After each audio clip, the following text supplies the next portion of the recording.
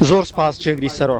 وەک دەزانی گروپە چەکدارەکانی سەر بە ئێران لە ناوچەکە بەشداریان لە شەڕەکەدا کرد و هەروەها زیانیان بە بنکەکانی ئێوە و هاوپەیمانەکانیشتان گەیاندووە. ئەم ڕێکەوتنە چ کاریگەریی لەسەر ئەو گروپە میلیشیانە دەبێت بە تایبەتی لە عێراق. و پرسیاری دووەمیشم ئەم ڕێکەوتنە داوای ئەوە لە ئێرانەکات کە لە هێرشەکانی بۆ سەر گروپە ئۆپۆزیسیۆنەکانی کوردی لە هەرێمی کوردستان بوەستن کە 2 ڕۆژ بەر لە ئێستا هێرشێکی دیکەیان کرد.